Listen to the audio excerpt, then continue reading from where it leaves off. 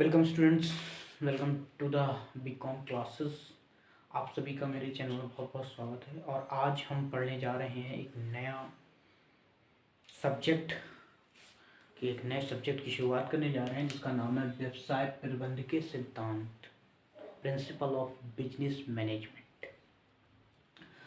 Principal of business management BCom third year में Kanpur university में पढ़ाया जाने वाला एक सब्जेक्ट है जिसके बारे में हम जानेंगे कि इसके अंतर्गत क्या क्या आता है, ये कैसे होता है, क्या पढ़ाया जाता है, किस तरह से होता है। ये सारी चीज़ें हम इसके अंतर्गत समझेंगे। तो आज इंट्रोडक्शन वीडियो देते हैं हम आपकी, उसकी पूरा समझाते हैं आपको ये होता क्या है, प्रबंध होता क्या है, इस सब के बारे में आपको बताते हैं। तो आइए शुरू करते हैं हम। तो सबसे पहले हम इसकी डेफिनेशन पर गौर करते हैं कि इनकी डेफिनेशन क्या है। तो इनकी डेफिनेशन जो है ना वो ये है, पहली जो डेफिनेशन है वो है जोसेफ के अनुसार। जोसेफ एक अर्थशास्त्री हुए हैं, उनके अनुसार एक डेफिनेशन है। डी डेफिनेशन क्या कहती है कि प्रबंध दूसरे व्यक्तियों से कार्य संपन्न कराता है। ये एक ऐसी व्यवस्था है, ये एक ऐसा प्रोसीजर है जो दूसरे व्यक्तियों से, हमारे कंपनी में काम करने वाले कर्मचारियों से, उनसे काम कराने की, काम लेने की एक कला, दूसरे व्यक्तियों से कार्य संपन्न कराता है, दूसरे व्यक्तियों से कार्य पूर्ण कराने की है कला है। एक और डेफिनेशन मैंने लिखी है, वो है आपके लॉरेंस एप्ले के अनुसार। लॉरेंस एप्ले कहते हैं प्रबंध व्यक्तियों का विकास करता है, न कि वस्तुओं का निर्देश। क्या कहता है? प्रबंध व्यक्तियों का विकास करता है।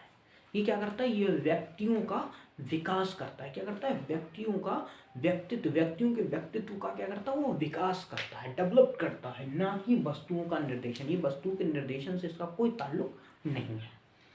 तो ये तो डेफिनेशन को एक छोटी सी आप डेफिनेशन आ रखी कि ये दूसरे व्यक्तियों से कार्य संपन्न कराने की एक कला है। क्या है? दूसरे व्यक्तियों से कार्य संपन्न कराने की एक कला है। तो आई होप आपको डेफिनेशन समझ में आई होगी। अब आगे चलते हैं इसके टॉपिक पर। तो सबसे पहला प्रबंध की अवधारणा है, इसके कॉन्सेप्ट क्या क्या है।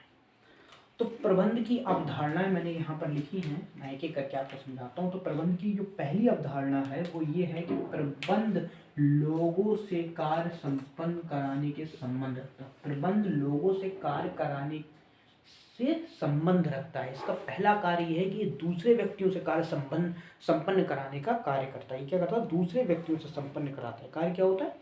कार्य दूसरे व्यक्तियों से संपन्न कराने की कला है, जो मैंने आपको ऊपर डेफिनेशन में भी बताया है।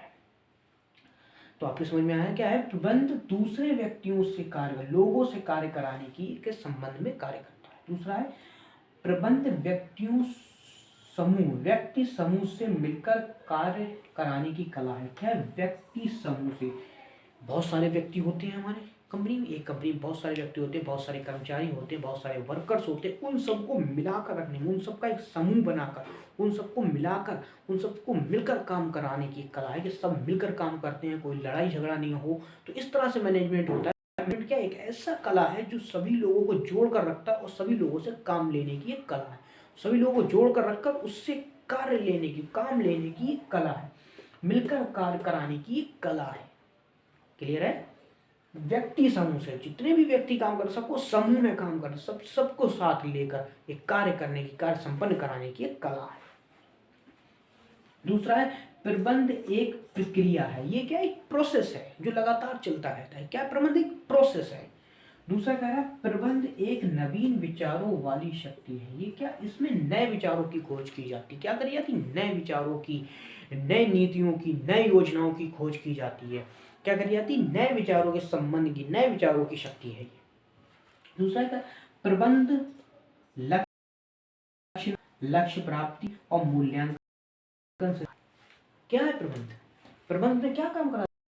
उदाहरण कहा जाता है कि हमारा लक्ष्य क्या है, हम करना क्या चाहते हैं। दूसरा उस प्राप्त करना और उसका मूल्यांकन करने के संबंध में कार्य करता है। क्या करता है? लक्ष्य निर्धारण, लक्ष्य प्राप्ति, दोनों कार्य करता है। लक्ष्य को निर्धारित भी करता है और लक्ष्य की प्राप्ति भी करवाता है।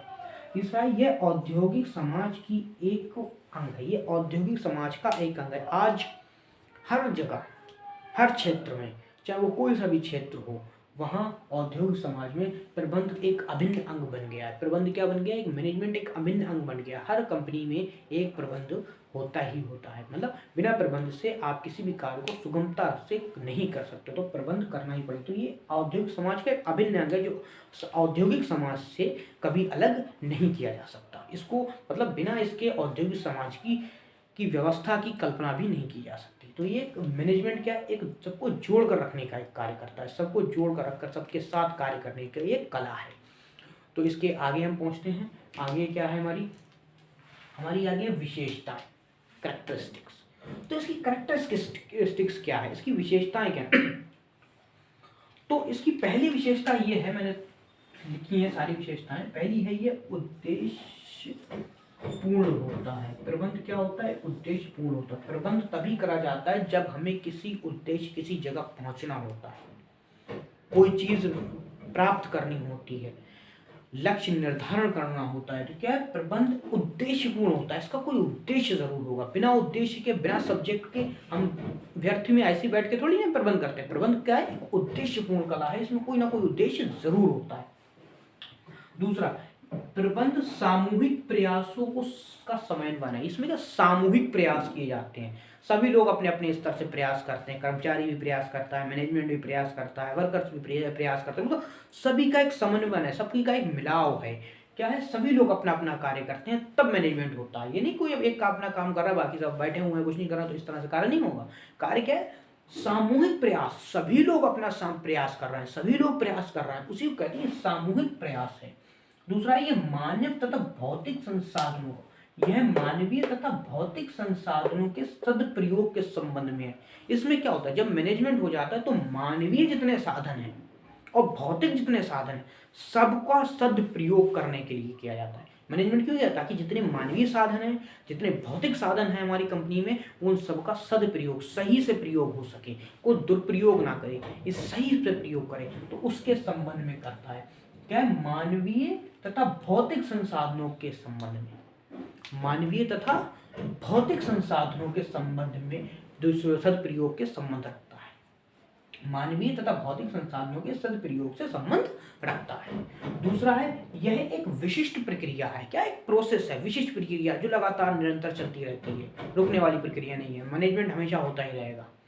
अगला क्या है? यह सार्वभौमिक होता है। सार्वभौमिक मतलब अब केवल ही कंपनियों में ही नहीं, अब इसका कार्य केवल कंपनियों में नहीं, कंपनियों में मैनेजमेंट होता है। अस्पतालों में, विद्यालय में, अनाथालयों में, जितने भी संस्थाएं हैं, चाहे वो आपकी धार्मिक चाहे वो आपकी धार्मिक संस्थाएं हैं, चाहे वो आपकी औद्योगिक संस्थाएं हैं, चाहे वो आपकी सरकारी संस्थाएं हैं, सभी संस्थाओं में मैनेजमेंट किया जाता है। तो ये क्या है? ये सार्वभौमिक संस्था है जो सभी जगह मौजूद है।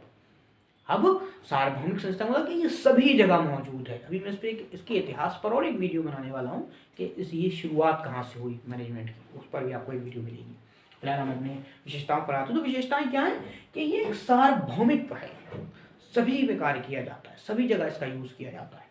अगला है, यह विभिन्न स्तरीय होता है। विभिन्न स्तरीयों का मतलब क्या होता है? ये विभिन्न स्तरीय का मतलब होता है कि अलग अलग स्तर पर काम करा जाता है। मतलब कुछ टॉप लेवल पे होते हैं, कुछ उसके नीचे, कुछ उसके नीचे, कुछ उसके नीचे, कुछ। तो ये विभिन्न स्तरीय है, ऐसे ऐसे नीचे से ऊपर, ऊपर से नीचे की ओर आता है। मतलब सबसे ऊपर मालिक, फिर मैनेजमेंट, फिर कर्मचारी, फिर वर्कर्स, इस तरह ये नीचे जाता है। नीचे से देखो तो पहले वर्कर्स, फिर कर्मचारी, फिर मैनेजर, फिर मालिक। तो इस तरह से ये हर स्तर पर किया जाता है। इसका मैनेजमेंट क्या, हर स्तर पर मैनेजमेंट किया जाता है। विभिन्न स्तरीय है ये। यह कला और विज्ञान दोनों है। ये क्या है? कला और विज्ञान दोनों है। इसका एक चैप्टर है आगे आपकी बुक्स में, मैं पूरा चैप्टर आपको ये समझाऊंगा।